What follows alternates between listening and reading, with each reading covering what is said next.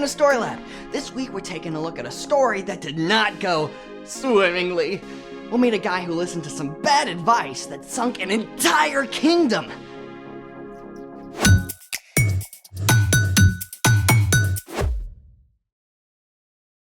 Hey, I'm Carter. And I'm Zeke. All month, we're talking about ways that we can grow in wisdom, just like Jesus did. Is that a challenge? I guess so. Great, because I've got a snack challenge for you. Oh, thanks.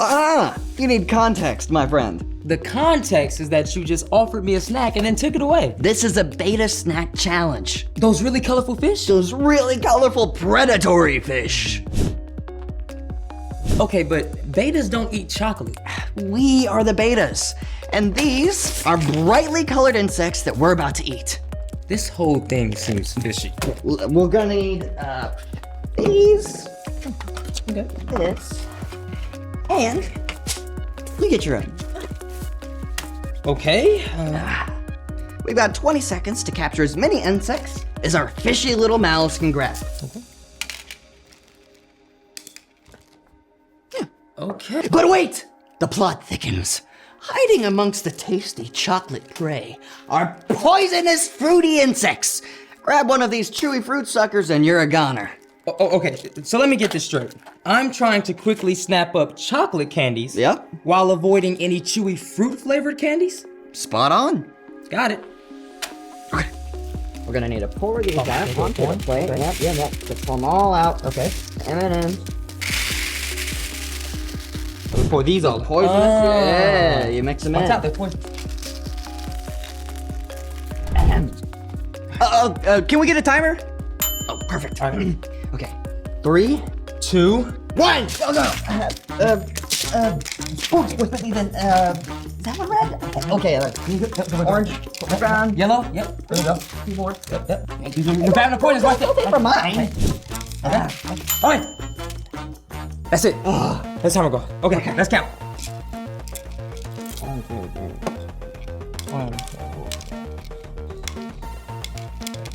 16.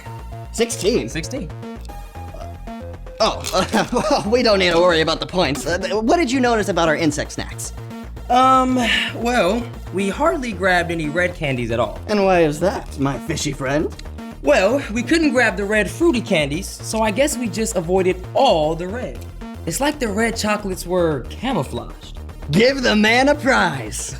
Camouflage is a tactic that sea creatures and other animals use to disguise their appearance and blend in with their surroundings to avoid predators. There are so many sea creatures that use camouflage, like pygmy seahorses hiding in coral.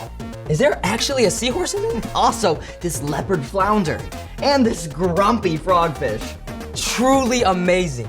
Don't octopi use camouflage too? Get ready for it. Octopi, or cephalopods, have proteins called opsins on their skin. The opsins act as color receptors and allow the octopus to change colors to match their environment. You sure that's not some kind of crazy visual effect on the video? It's for real, honest. It's incredible how the octopi just start to look like whatever they're around. Which is great for an octopus. But not always good for people. Speaking of which, it's time for... The story before the story. Today, we turn to 2 Chronicles, one of the 12 books of history in the Old Testament, beginning with a man named Abraham. God had chosen a special family, the Israelites. Unlike every other nation, the Israelites had no king but God. But the Israelites really wanted a human king, so God gave them one. The first king, Saul, didn't follow God. But King David and later his son Solomon both ruled wisely. Until the end of Solomon's life, when he foolishly turned away from God and failed to pass on his wisdom to his son, Rehoboam. And that's where our story starts. Take it away. Hey everyone, I'm Brian. Now before we dive into Rehoboam's story, let's take a closer look at Solomon. When he was a young king, Solomon had asked God for wisdom rather than riches or fame, and God made Solomon one of the wisest men to live. In fact, many of Solomon's wise sayings are collected in the book of Proverbs. Here's one verse from chapter 13. Walk with wise people and become wise. A companion of foolish people suffers harm. Pretty clear, huh? But King Solomon did not teach this wisdom to his son Rehoboam, who became king after Solomon died. But hey, even a young, inexperienced king can learn wisdom by asking wise people for advice? Right? You'd think. But here's what actually happened. Solomon had made the Israelites work extremely hard, and they were exhausted. So a man named Jeroboam, along with some of the people, came to see King Rehoboam. King Rehoboam, we are so tired. Your father put a heavy load on our shoulders. Yeah, seriously heavy. Couldn't you make our work a little easier? Just a tiny bit? Do that, and we'll serve you. Yeah, for reals. We'll be all in. What do you say? I need to think about this. Come back in 3 days and I'll give you my answer. First things first, King Rehoboam went to talk with his advisors, experienced, wise men who had helped his father in years past. Young King Rehoboam, you should say yes to their request. If you give them what they want, they're sure to give you what you want. Loyalty and service. So far so good, right? Walking with the wise, But, plot twist, King Rehoboam did not stop there. He went to find his own buddies, young, foolish guys with zero experience running a kingdom. Listen, Ray, you're the man now. Yeah, don't make that work easier. Yeah, you should make it harder. Totally. Let them know who's in charge. Yeah. Okay, does that sound very wise to you? Yeah, not so much. But Rehoboam liked the idea of making a show of his power. And when the workers returned 3 days later, they got their answer. You think my dad, King Solomon, was tough? I got news for you. I'm even tougher. He made you break rocks? Well, I'm gonna make sure the rocks break you. This sure was not what Jeroboam and the Israelites wanted to hear. They had made a reasonable ask, but Rehoboam was choosing to make things worse for them. That does it. We don't want any part of you and your family anymore. People of Israel, let's go back to our homes. David's royal family, take care of your own kingdom. Yeah, we're out of here.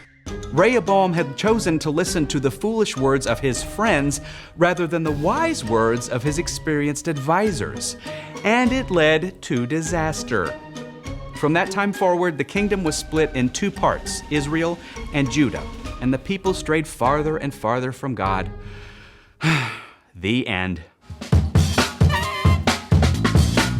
I think I speak for Carter when I say, whoa. Yeah, what he says. So much awful stuff that came from hanging out with unwise people. Maybe there can be some good, too, if we learn from Rehoboam's mess-ups. Oh, for sure.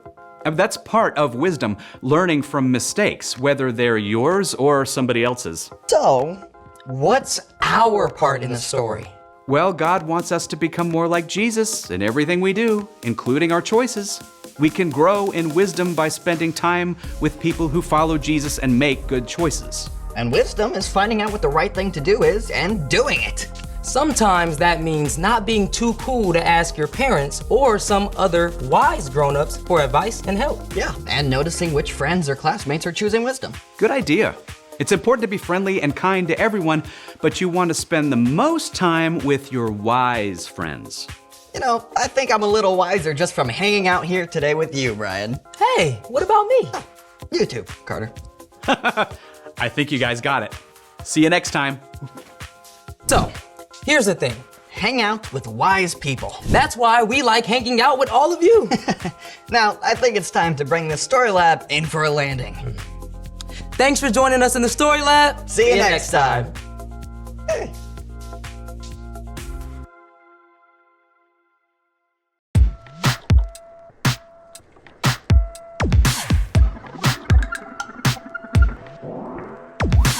I've got so many questions.